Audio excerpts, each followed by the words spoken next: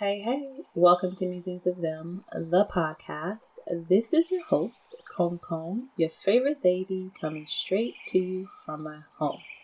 Musings of Them is the first ever fully channeled podcast where I deliver unscripted messages of divine wisdom, guidance, healing knowledge straight to you from the source, the universe, God, creator, whatever you want to call it, and my spiritual team.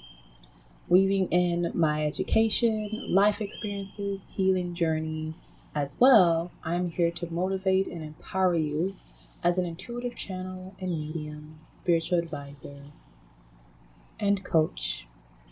So ultimately, I hope that this podcast assists you on your healing and spiritual journey so that you can embody your authentic truth and be your best self, because you deserve it. If you haven't already, subscribe to my channel to be notified of new podcasts as well as other projects I'll have on this site. And before we begin, I want us to get settled into our bodies and be present with the moment with a mindfulness meditation exercise. I want you, wherever you are, to get comfortable. Maybe you're standing or sitting or laying down, whatever that is, whatever that looks like. I want you to just get comfortable with your body. Soak your fingers, wiggle your fingers, wiggle your toes. Soak your shoulders, going backwards. Roll your neck, starting in one direction.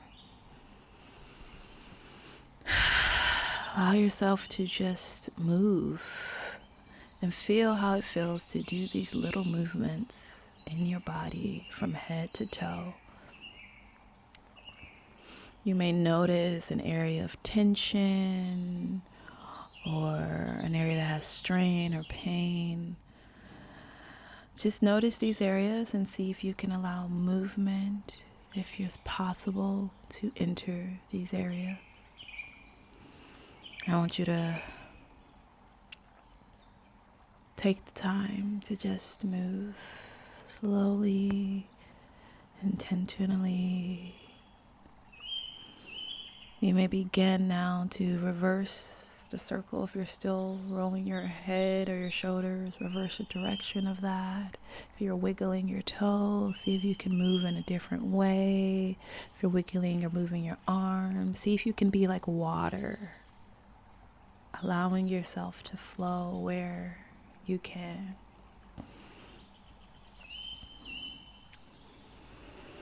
Now as we come to a still, letting out the last of those movements, we take 3 of the deepest breaths we've taken all day.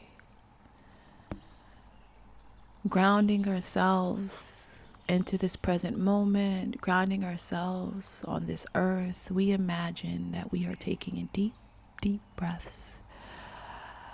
As if we are trees and our roots at the end of our feet are going into the earth, down to the core of the earth. We breathe in from those roots, allowing that breath to travel upwards from our feet all the way to the top of our heads, holding our breath at the top of our heads for 5, 4, 3, 2, 1, and we release that breath from the top of our heads to our feet, releasing anything that does not belong to you in this moment.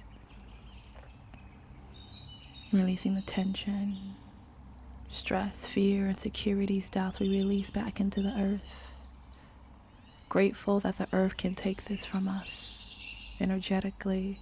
We breathe in again, deep breaths down from the core of the earth, breathing in the earth's abundance, earth's safety and security. We breathe that into our bodies, up to the top of our heads, and we hold our breaths now for 7, 6, 5, 4, 3, 2, 1. Releasing that breath from the top of our heads down to our feet, releasing letting go of what you need to in this moment, allowing your shoulders to fall down at that out breath, your stomach to go back towards our spine, releasing and feeling that release back into the earth. Now our last biggest breath, we take it in deep, allowing our stomach to expand from that core of the earth. We breathe in life's affirming energy, holding that to the top of our heads. We now hold for 10, 9, 8, 7, 6, 5, 4, 3, 2, 1. Releasing that energy now again. What do you need to release in this moment? Allow that out breath to help you expel and release anything that needs to go right now. Knowing that it is being held by the earth, and the earth continues to hold us each and every day. And as we watch our breath return back to its natural rhythm, see if you can notice. I invite you to bring that attention to where you feel your breath the most. So some of you, it might be right at the tip of your nose, at the nostrils, feeling the heat as you breathe out and the coolness as you breathe in. It might be in your chest. It might be in your abdomen as your stomach expands and your chest deflates. Where do you feel your breath the most? Bringing attention and awareness to that location. Just follow it. What is the cadence, the rhythm of your breath? How fast, how deep are you breathing? Notice in this moment, in this time, the quality of your breath. This is not to judge or to critique how we are breathing, to just bring awareness to that we are breathing.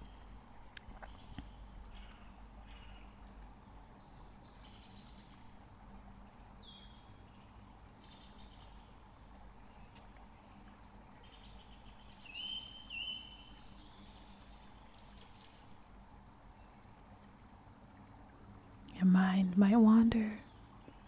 Thoughts, feelings, sensations might pop up during this time. And that's okay. Just gently bring your breath back. Bring your mind back to return again to this breath that you hold in your body. Taking a few seconds now to just watch our breath.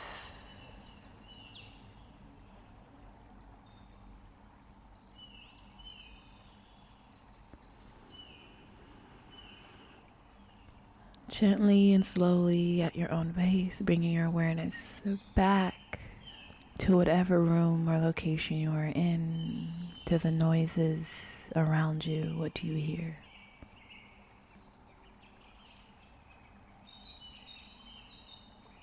What sounds? How far? How many? From which direction are you hearing them?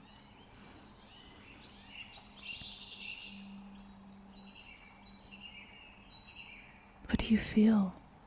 Is there a breeze? Is the temperature hot, cold, warm? Do you feel your clothing on your skin?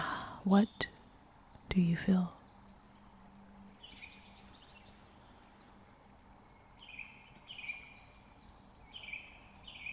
Now to our sight. What do you see around you? What are your eyes drawn to in this moment? What's the texture, color, size of that thing that your eye is drawn to?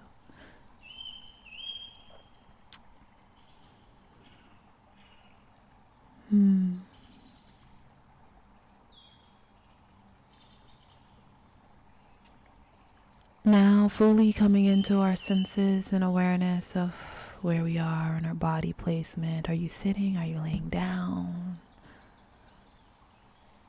Are you standing? Bringing our awareness back into our senses and our body. We have arrived. Yay! Thank you for going through that short mindfulness exercise with me. Hopefully you feel more grounded in the present. And I think that just brings us to our channeled podcast portion, where, as y'all know, on this podcast, I ask Spirit, my spiritual team, my chi, what message should I share today for the collective? And I channel that message. The message that I have today is something that's been lingering in my mind, and I felt like it was something I had to share, this topic I had to share, which is unusual. Typically, I allow myself to just sit, and whatever message comes up, I will channel it and deliver it. And this one has been on my mind for a while, so it seems that it needed to be shared and to be said. So we're going to be talking about unity principle. We're going to be talking about how this universe actually works and operates. Because when I look around at our modern Western society, at a society that has been founded on Abrahamic religions through the oppression, violence, and kidnapping of Black people, and the stealing of their lands of indigenous people, there is said to be a lot to discuss about unity. So we're going to be talking about unity in the sense of what does it mean to be spiritually aligned with oneself so that you can reach your highest self, right? The God within, as you can think of it, the soul of you, the part of you that is an extension of the Creator, your co-created self, or essence, or spirit rather. What does it mean to be in unity and aligned with that part of yourself? And to be in the world in a balanced space? And what does it mean to be and live and try to create societies that are more balanced and have unity, right? Because that's what we want. We want to ultimately live in a world where there is more peace, where there is more love, more compassion, where systems and structures and institutions that are oppressive and violent no longer exist. Where racism, homophobia, transphobia, ableism, ageism, and all the isms that serve to keep a group of people small and othered are eradicated. So unity is involved in that, right? There are things that are required to be put in balance and harmony for unity to exist, right? So let's start with the spiritual understanding of unity. We live in a dualistic world. The universe, the Creator, is dualistic in the sense that what one part has, the other exists. So to make this more clearly, the Creator of the universe, God, exists in two principles that are often interacting and engaging with one another. You have, for example, the masculine principle with the feminine principle. And everything that you see in this world is a manifestation or expression of the masculine and feminine energies. And I'm not saying men or woman. I said masculine and feminine. These are energies that I'm referring to. My indigenous Igbo ancestors believe that everything was a manifestation of that, or expression of that dualistic nature. You see it in animals, you see it in plants, you see it in humans, you see it with the sun, you see it with the moon. This exists in twos. this dualistic nature. And then when we begin to break down the other dualistic natures that exist, we have what society says is evil versus what's good, negative versus positive, polarities, North Pole versus South Pole. We have our light side as spiritual people, and then we have the dark side. Now, Abrahamic religions believe that once you cast out the dark, they cast out the shadows, the demons, the energies and entities that are so-called not of the highest light and love, that to only focus on the light is what brings us to salvation. And I'm here to tell you, no. That when we only focus on one part or one principle, we can never be whole. Yeah, I said never, and I meant it. Because wholeness requires two. It requires acknowledging another side and putting together like the yin and the yang. If you took out the yin, what would the yang be? If you left the yang, where would the yin fit? They're meant to be expressed in unity, and that's like the perfect symbol of unity. In the spiritual community, there's this, and I say spiritual, let me classify the new age spiritual community. There exists this idea that everything that is not light, everything that is not love is bad. Everything that brings you down emotionally or any dark feelings that you may feel, anger, resentment, sadness, is bad. And I'm not saying all new age spiritualists believe this, but it is overwhelming and creates a lot of spiritual bypassing.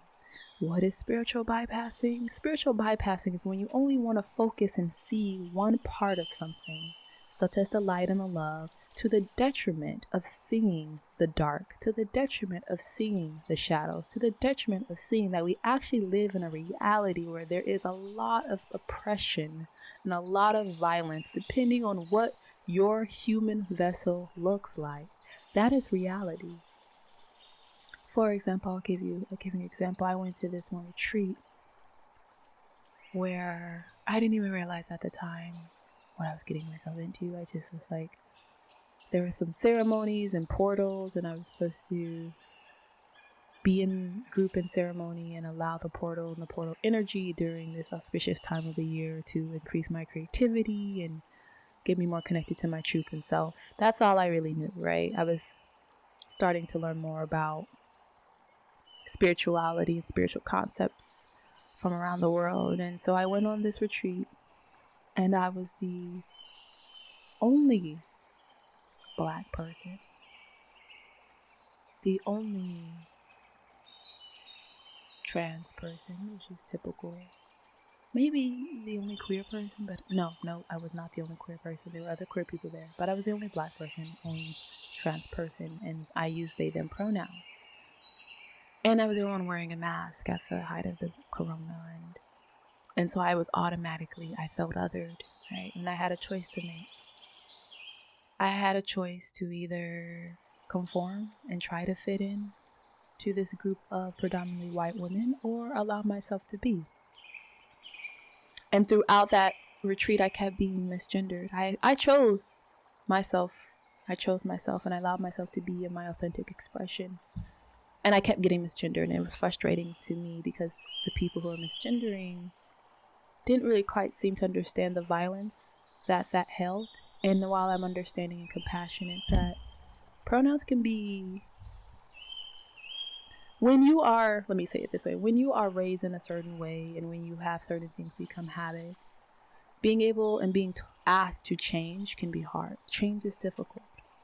However, when you're a transgender person who has an identity that is often not respected in society, to be misgendered is painful, because it means that you are not seeing me, right? And so I got tired of it, not only was I the only Black person, and I was experiencing the retreat in a very different way and interacting with it in a different way. I had some things to say about the misgendering, and I mentioned hey, when this keeps happening like this and people aren't taking the effort to really one, acknowledge that they keep doing it.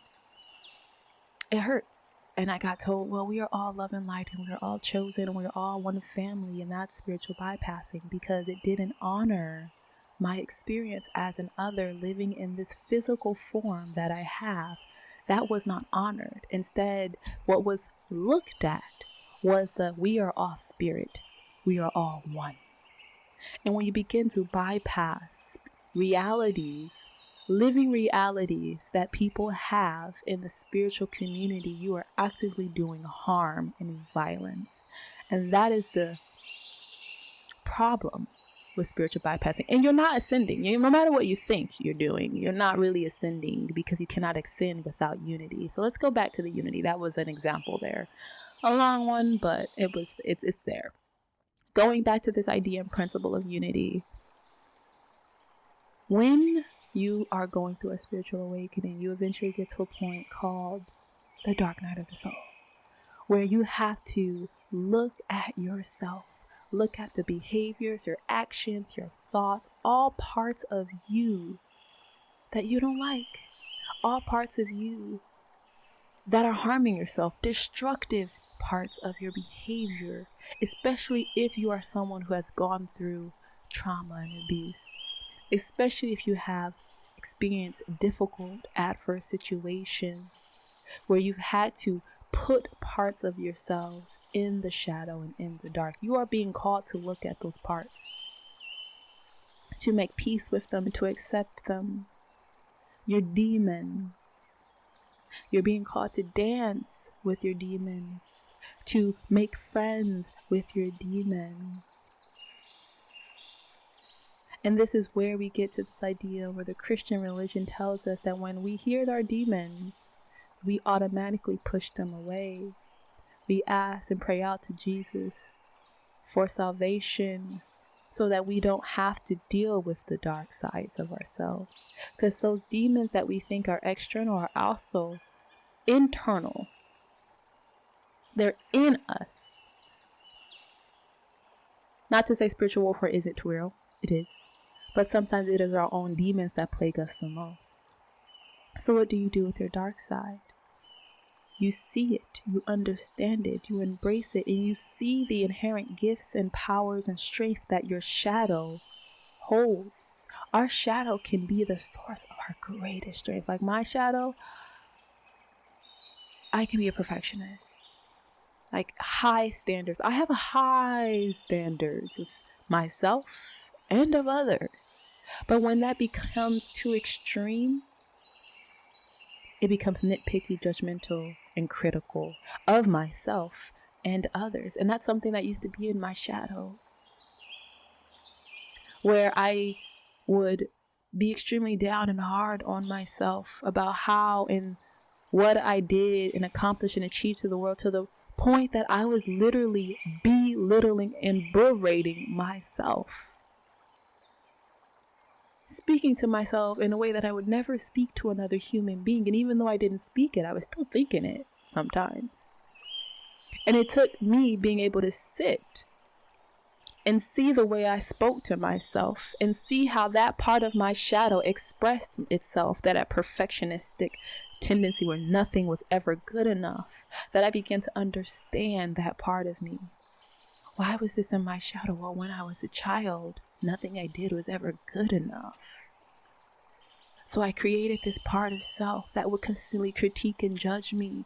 This was the demon that kept me in check, that made sure I did what I needed to do so that I wasn't abused, that I kept in line. And then the other part of the shadow, once I understood what it was and what it was trying to do, I realized it was just trying to protect me and keep me safe. And that the gift of perfectionism, when used appropriately, is that I have high quality, that what I do is of high quality because I'm paying attention to the details, because I'm being able to look at the whole picture, zoom in and zoom out. My perfectionism is a strength in the appropriate moments. Because sometimes good enough is good enough. perfection doesn't exist. We all can only get better and do better. And so being able to bring that part of my shadow in, that demon in, has allowed me to bring it into the light and use it and not have it use me. So when we're talking about unity, especially spiritual unity, we are being called to integrate our shadow, because in the integration is where we gain true awareness in awakening of one's higher self, awakening of one's chi. Your higher self is asking you to be able to take your shadow and take your light and combine them, because your light shines the brightest in the dark. And as within, it's so without, right? So this process of using and being in unity with our shadow exists on so many levels. The same can be said with our masculine and feminine energy. We exist in a world where the masculine is the energy that is said to be the most useful and beneficial. Aggression and protection and being hard and not expressing emotions. And when you are too far on one side over the other, right? The feminine, the passive can be more passive, the nurturing, the loving, you get unbalanced. It is the imbalance that creates disbalance and dis-ease within our spiritual bodies. So the ability to be in harmony and balance within requires that we are able to bring into unity, to bring into balance these dualistic parts of ourselves, to become whole as the creator is, as God is. Because just as God, the creator of the universe, whatever you want to call it, has both masculine and feminine, has both light, has both shadow, has both these dualistic parts, they are whole. And those parts are expressed within us as we are a reflection of the divine. And so as we go without, we look out into the community, look out into our societies, into the structures and systems that exist, and it is the same thing being played out. The shadows are hidden, are not looked at, and we only want to the news tends to focus on the shadow, but not in a way that's really helpful, right? We see the news about all the terrible things going on, and then there's no analysis or processing of why. And most politicians just promise the light, and they ignore the true integration of the shadow that is needed. So what does that mean? We see into our day where critical race theory is being pushed into the shadows. A true understanding of the past brings us more wisdom of the present. It allows us to see how we can move forward to the future.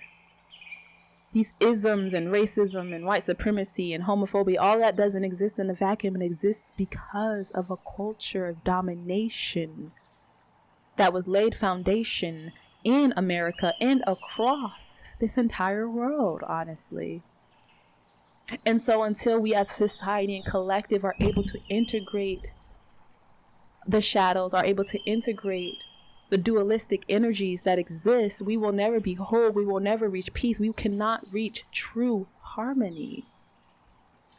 Because integration, wholeness, requires the ability to see, to understand, to hold in compassion and non-judgment, to be curious about what is arising and ask, why? What is this trying to teach me? So I wanted to talk about unity today, because when we think about awakening to our higher selves, sometimes, what comes to mind is, I'm going to gain all of these spiritual abilities, and I'm going to be able to get messages from spirit, and whether it be my visions or hearing them or feeling them, I'm going to be able to maybe manifest the life of my dreams. Or there's just that's what we kind of talk about, but I feel like it's not discussed enough about what's the underpinnings of really truly becoming your higher self. And as someone on that path, it is being able to be in balance and harmony with the dualistic forces within us. To see everything as it is, not as we wish it to be. I mentioned this in my Patreon. about this idea versus like the good parts of ourselves and the evil parts. I once had a previous friend ask me, are all humans capable of evil? And at the time I was like, no. What? Humans aren't all capable of evil. And now I changed my mind. Because, you know, with growth, you get new perspectives. Because we look at our history, folks. Look at our history. The history of pain, the legacy of trauma, the legacy of oppression and violence that humans have wrought on the earth. And all humans have the capacity for this behavior, just as all humans have the capacity for love. All humans have the capacity for compassion. Well, unless you are like, I don't know if it's a sociopath or psychopath or narcissist, but there are certain disorders, I gotta call it out, where you have less or no capacity. Those are the rules to the exception, right? That's not your average everyday person. So let's just call it what it is. As someone who has experienced a lot of narcissism in my life by family members and intimate partners, I think it's important to note that. However, your average person has the capacity for both. But do we look at people as evil, knowing that we have the capacity for evil only? Or do we look at people as just all love, when we know that, yes, we are all love, can be all love, but we also have this other part of ourselves. We are dual in nature. The very essence of our humanity requires it, just as the very essence of this universe requires it. We don't see a volcano that is spewing out lava and causes a lot of destruction as evil. We just see it as what it is. It is a mound of dirt that spews out hot shit that destroys things sometimes. So maybe we shouldn't live next to it, right? Everything has a nature. We don't look at a lion and then looking at the lion in the wild, go up to the lion and try to pet it and then get upset when it bites off our fingers. It's a lion. That was an example that I revised from a friend of mine. That is a lion. That is the nature of the animal, right? So when we begin to see ourselves and understand the unity, we have to understand the nature of things and the nature of this universe. And that when we begin to label things as evil or as good, we begin to muddy the true nature of what something is, right? Because I'm not going to see the lion as evil. I'm just going to see that's what the lion does.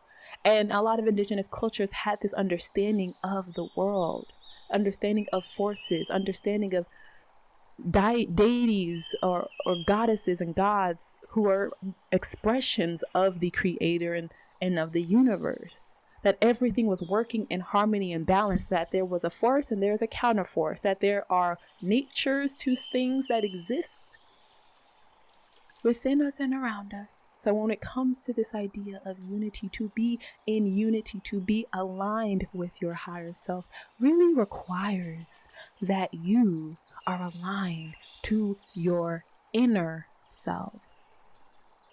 How do you talk about your shadow? Because your higher self, that expression of the creator, has both trust. And if you're like, no, my higher self is only all light and love, I bet that you are actively pushing away parts of yourselves that you don't want to see. I bet some money on that.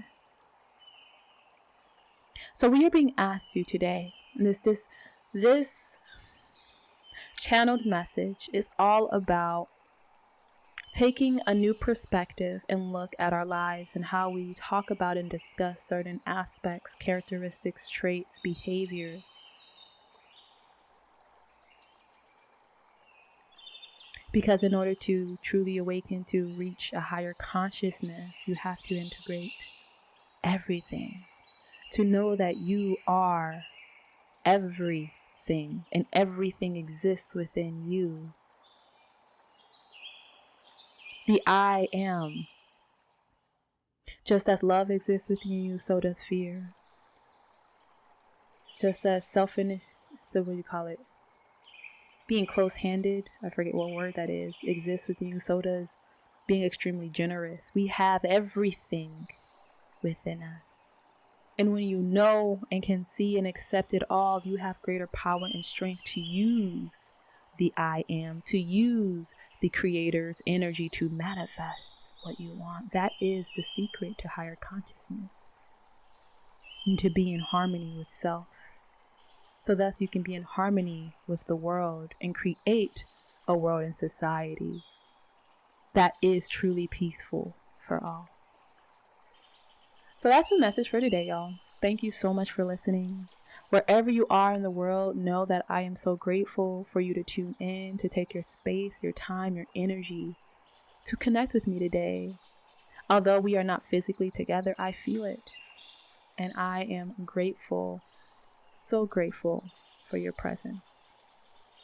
As always, take care and catch you on the flip side. Peace.